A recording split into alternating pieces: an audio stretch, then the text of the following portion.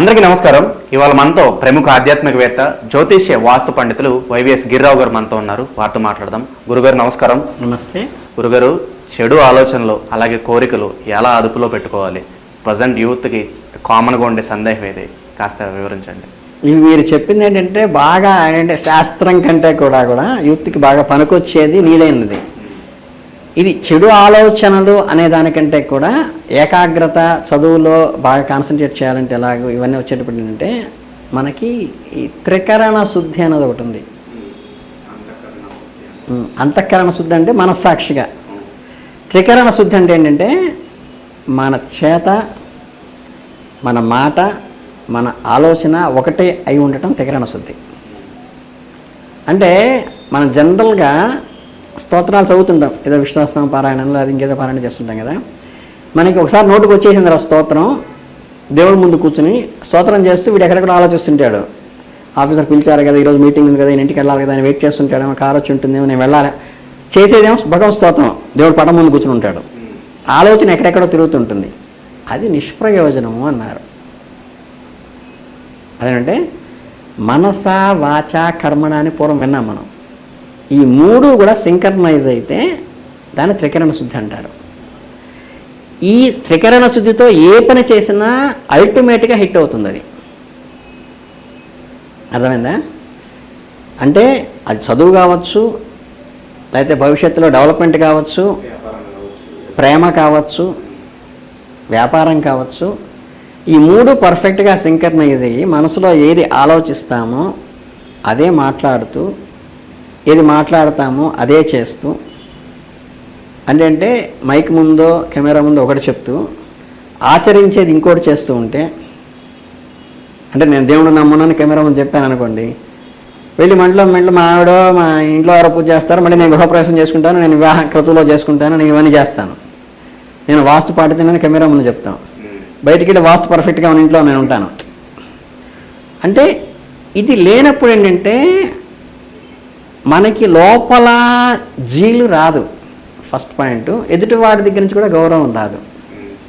మీరు హానెస్ట్గా, సిన్సియర్గా ఏ పని చేసినా అంతఃకరణ శుద్ధితో అది సక్సెస్ అవుతుంది. ఇందులో దానికోసం ఏం చేస్తారంటే మనకి ఈ జపం కంటే ఫస్ట్ ప్రాథమికంగా ఏకాగ్రత పారాయణ అని చెప్తాం హైందవంలో. పారాయణ అంటే ఏం చెప్తామంటే ఒక బుక్ పట్టుకొని దాన్ని చూస్తూ చదవమంటారు. అది ఏ సహస్రనామం అయినా సరే చదివినప్పుడు ఏంటంటే మన ఐస్ ఏం చేస్తున్నాయి, ఆ నామాన్ని చూస్తున్నాయి. చూస్తున్నప్పుడు మనం నోరుతో చదవమన్నారు, నోరేం చేస్తుంది, ఆ స్తోత్రాన్ని చదువుతోంది. తర్వాత మనం చదువుతున్నది ఒక్క చాంటింగ్ 10 మందికి చదివేటప్పుడు వాళ్ళు ఏం చదువుతున్నారో గమనిస్తూ వాళ్ళతో కలిసి చదవమన్నారు. ఇయర్స్ ఏం చేస్తున్నాయి, మనం చదువుతున్నది వింటున్నాయి. తర్వాత అందరితో సింక్రనైజ్గా అవుతుంది, మన అప్ అండ్ డౌన్స్ వాళ్ళకి స్వరం డివియేషన్ అవుతుందని గమనించుకుంటూ చేయమన్నారు. మనసు ఏం చేస్తుంది, అదే చేస్తుంది. అంటే కళ్ళు, నోరు, చెవులు, మనస్సు కూడా జపం చేస్తే నువ్వు మనసులో కూర్చొని ఏదో ఆలోచిస్తుంటావని చెప్పింది అన్న. స్తోత్రం నోటుకు వస్తే ఇది ఈ మూడు చేసినప్పుడు ఏమవుతుందంటే మీకు పర్ఫెక్ట్గా ఆ చేసిన చాంటింగ్, ఆ గ్రూప్తో చేసిన చాంటింగ్ చేసిన కాసేపు కూడా మనస్సు పక్కకి వెళ్ళే అవకాశం లేదు. ఎందుకంటే ఇంద్రియాలన్నీ దాని మీద కాన్సన్ట్రేట్ చేస్తున్నాయి కాబట్టి. అలా కాకుండా ఒకటి చేస్తూ రెండోది వేరే చేస్తుంటే అంటే ఏదో శనక్కాయలు అమ్ముకునేవాడు ఏంటంటే ఉదయం సాయంత్రం శనక్కాయలు అమ్ముతుంటాడు. కానీ ఏంటంటే ఈ శనక్కాయలు చక్కగా ప్రొనౌన్సియేషన్లో వాడుతున్నానా లేదా, సుస్వరంలో వాడుతున్నా లేదా, శనక్కాయల పదం చూస్తున్నాడు అని అనుకోవాడు. దానివల్ల ఏంటి, ఈ శనక్కాయలు అనేది నోట్లోంచి వస్తుంటుంది కదా, వాళ్ళ ఆలోచనలు ఎక్కడెక్కడెక్కడో ఉంటుంటాయి.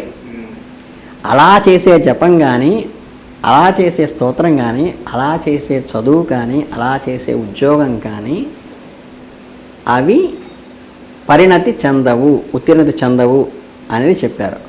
ఇప్పుడు మీకు పారాయణంలో ఆధ్యాత్మికలో ఏం చేస్తున్నామో, విద్యార్థులకి చదువు రావాలన్నా కానీ, ఆలోచనలు పక్కదోర పట్టకుండా ఉండాలన్నా కానీ ఇదే సిస్టమ్ ఫాలో కావాలి.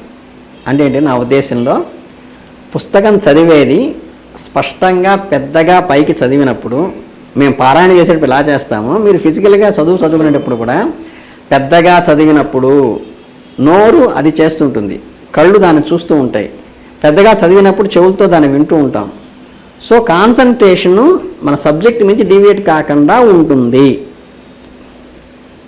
మైండ్ని లాగి కూర్చోబెట్టడానికి పెద్దగా చదవటం అని ఒకటి పనికొచ్చేది. రెండోది ఏంటంటే కంబైన్డ్గా నా సబ్జెక్ట్, నా సైన్సో, నా బాటనీనో, నా జువాలజీ తెలిసిన వాడు లెక్చరర్ ముందో అంటే చూటర్స్ అని పెడతారు, పెట్టి అక్కడ చదువుకోమంటారు. చదివినప్పుడు ఏంటంటే నేను చదివే తప్పు రాంగు వాడు గమనిస్తుంటాడు.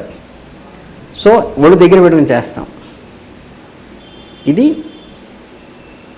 Medium level. దీనిపైన ఏంటంటే మనం ఏదన్నా గుడిలోకి వెళ్ళినప్పుడు ధార్మికంలో చేసేది, గుడి పరిసరాల్లో మనం డీసెంట్గా డిగ్నిఫైడ్గా ఉంటాం. లేకపోతే దేవుడి పూజ దగ్గరికి వచ్చినప్పుడు డిగ్నిఫైడ్గా ఉంటాం. అక్కడి నుంచి ఇక్కడికి రాగానే, బయటికి రాగానే మనం రొటీన్గా మన ఆలోచనలు, మన భావాలు, మన లక్షణాలు మారిపోతుంటాయి. అంటే కేవలం పర్టికులర్గా ఇక్కడ దేవుడి సన్నిధిలో కూర్చున్నాను, లేక దేవాలయంలో ఉన్నాను అని కాసేపు ఆగుతున్నాడు, బయటికి రాగానే వాళ్ళ మార్పు వస్తుంది. అది బయట నుంచి చూసి, అట్లాగే సీసీ కెమెరా ముందు ఉన్నప్పుడు నటించే పద్ధతి వేరే ఉంటుంది, సీసీ కెమెరా లేనప్పుడు ఫ్రీగా ఉంటుంది. అంటే ఒక వ్యక్తి నిన్ను ఎప్పుడూ గమనించలేడు అనుకునేటప్పుడు నువ్వైతే ఏదైతే ఒక 5 గంటలు 4 గంటలు చేస్తావో అది నీ ఒరిజినాలిటీ. ఇది టెంపరీగా కంట్రోల్ చేస్తుంది. అంటే తల్లిదండ్రులు కానీ, సమాజం కానీ, టీచర్స్ కానీ కంట్రోల్ చేసేది కొంతవరకు ఆ అట్మాస్ఫియర్లో మాత్రమే కంట్రోల్ చేస్తారు. ఇందాక నేను వేరే ఎపిసోడ్లో చెప్పినట్టుగా 40 రోజులు దీక్ష తీసుకున్నప్పుడు కాసేపు అయిపోగానే మారిపోతే అది స్టాండర్డ్ లేదు. అలా కాకుండా నిన్ను నీవు గమనించుకోవాలి. అంటే నేను ఇలా కూర్చున్నాను, గిరి ఇలా ఆలోచిస్తున్నాడా, గిరికి ఈ రకమైన నాకేమంటే ఆ రకమైన ఆలోచనలు వస్తున్నాయి, నేను ఏమేమి భావాలు చేస్తున్నాను అని. చాలామంది ఏంటంటే ఈ డివైన్ లైఫ్ సొసైటీ వాళ్ళు వెళ్ళి చెప్తారు, సాయంత్రం పడుకునేప్పుడు నువ్వు చేసిన మంచి పనులు ఏంటి, నువ్వు చేసిన చెడ్డ పనులు ఏంటి, చెడ్డ ఆలోచనలు ఏంటి, మంచి ఆలోచనలు ఏంటి, సమాధానం పనికొచ్చేది ఏం చేశాను, పనికిరాని ఒక లిస్ట్ రాసుకోమంటారు కాగితం మీదే. రాసుకున్నప్పుడు నీకు రియలైజేషన్ వస్తుంది. అలాగే నువ్వు చేసే ప్రతి మాట, ప్రతి పని వెనక నిన్ను నువ్వు థర్డ్ పర్సన్గా చూసుకుంటూ, ఉపద్రష్టగా ఉంటూ గమనించుకుంటే నువ్వేమి ఆలోచిస్తున్నావు, ఓహో ఈయన ఇలా ఆలోచిస్తున్నాడా, వీడు ఇది కోరుకుంటున్నాడా, వీడిది చెప్తున్నాడా, ఇది నిజమా కాదా అని మనకి సెల్ఫ్ చెక్ ఎప్పుడైతే స్టార్ట్ అవుతుందో అది ఉత్కృష్టమైంది. ఫస్ట్ 10 మందిలో గురుతులతో, లేకపోతే గుళ్ళోనో, లేకపోతే ఏంటంటే టీచర్స్ అట్మాస్ఫియర్, తల్లిదండ్రుల అట్మాస్ఫియర్లో ఉన్నది కొంతవరకు వస్తుంది. దాన్ని పాలిష్ పెట్టుకుంటే నీకు నువ్వు సెల్ఫ్ చెక్ చేసుకోవటం వస్తుంది. ఎప్పుడైతే వస్తుందో ఇంకోటి ఏంటంటే భీతి అనేది హైందవంలో కానీ, లేకపోతే ఏంటంటే ధార్మిక ఆస్తికులకి మేము చెప్పేది ఏంటంటే, ఇప్పుడు తల్లిదండ్రులు చూస్తారని ఎలా భయం ఉందో, గుళ్ళో ఉంటే అని ఎలా భయం ఉందో, మనం చెడు చేస్తే కర్మ సిద్ధాంత ప్రకారం మన చెడు రిఫ్లెక్ట్ అవుతుంది, మంచి చేస్తే మంచి జరుగుతుంది అని దైవభీతి ఎవరికైతే ఉంటుందో, చట్టం మీద గౌరవం ఎవరికి ఉంటుందో, వాడికి పాపభీతి ఎవరికి ఉంటుందో వాళ్ళకి మంచి చెడు విఘ్నత వస్తుంది లోపల. ఈ విఘ్నత ఉన్నవాడికి కనుక సెల్ఫ్ చెక్ చేసుకోవడం మొదలెడితే వాడు తెలియకుండా వాడి ఆలోచనలన్నీ కూడా వాడి కంట్రోల్లోకి వస్తాయి. అర్థమైనా? ఈ పాపభీతే లేకుండా ఎన్విరాన్మెంట్లో పెరిగి ఆ తప్పేంటి అనే ఎన్విరాన్మెంట్లో వాడు పెరిగినప్పుడు, అంటే పేరెంట్స్ దగ్గరో, టీచర్స్ దగ్గరో, లేకపోతే వాడు ఉన్న పరిసరాల్లోనో, వాడు రెస్ట్ ఆఫ్ ది లైఫ్ కూడా ఈ దైవభీతి కానీ పాపభీతి కానీ లేనప్పుడు వాడి జీవితం కానీ వాడి ఎండింగ్ కానీ వేరే రకంగా ఉంటుంది. సో మీకు ఆలోచనలు, చెడు ఆలోచనలు కంట్రోల్ కావాలన్నా, చెడు మీన్స్ ఏంటంటే మనం చేసే పని వల్ల కానీ, మనం మాట్లాడే మాట వల్ల కానీ దాని రిఫ్లెక్ట్ని ఎదుటివాడికి బాధ కలిగిస్తుందా, దుఃఖం కలిగిస్తుందా, చెడు చేస్తుందా, మంచి చేస్తుందా అనేదే చెడు ఆలోచన. మంచి చెడు ఏంటంటే అదే కంపారిజను. అది గమనించుకుంటూ ఎప్పుడైతే ఎన్విరాన్మెంట్లో ఉండే ప్రొటెక్షన్ ముందు ఉండాలి టీనేజ్లో, తర్వాత మెచ్యూర్ అయిన తర్వాత ఏంటంటే టీనేజ్లో కొట్టి చదివిస్తారు టీచర్లు, తర్వాత పీసీకి వెళ్ళిన తర్వాత ఏంటంటే నువ్వే లైబ్రరీకి వెళ్ళి చదువుకోవాలి. అంటే ఇక్కడ అలవాటు పడాలి, చదవడానికి చదువు మీద ఆసక్తి రావాలి. వస్తే అక్కడ చదువుకుంటాడు, లేదంటే అక్కడ ఎవడు పట్టించుకోడు, చదివాలేదు ఎవడు అడగడు. లైబ్రరీకి వెళ్ళకుండా చక్క హాస్టల్లో పడుకుని సినిమాలు చూస్తున్నా, సెల్ పెట్టుకుని ఎవడు అడగడం. సో లైఫ్ మొత్తం వెళ్ళిపోతుంది అనేది ఫస్ట్ తల్లిదండ్రుల్లో, సమాజంలో, టీచర్స్లో రావాలి ఆలోచన కంట్రోలు. అది అలవాటుగా వీడికి రావాలి. వీడిని వీడు థర్డ్ పర్సన్గా చెక్ చేసుకోవడం రావాలి. అది ఎప్పుడైతే మైండ్ ట్రైన్ చేస్తామో ఆలోచన కూడా మనం ఆటోమేటిక్గా మన కంట్రోల్లోకి వస్తాయి.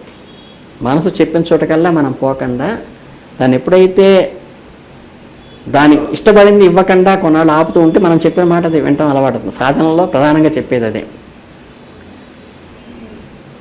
యోగం కర్మస్య కౌశలం అంటే కర్మను పర్ఫెక్ట్గా సిన్సియర్గా హానెస్ట్గా చేయటం అనేది వీడికి అలవాటు అవుతుంది. ఈ అలవాటైన వాడు ఏ డిపార్ట్మెంట్లో వేసినా ఎన్నేళ్ళ సర్వీస్ ఉన్నా సరే వాడు హానెస్ట్ని జీవితంలో వదులుకోడు.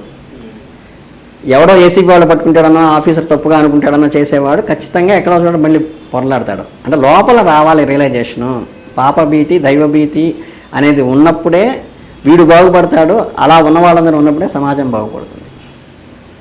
కనుక ఆలోచనలు కంట్రోల్ కావాలంటే పాపభీతి ఉండాలి, దైవభీతి ఉండాలి. అప్పుడు మాత్రమే వస్తుంది.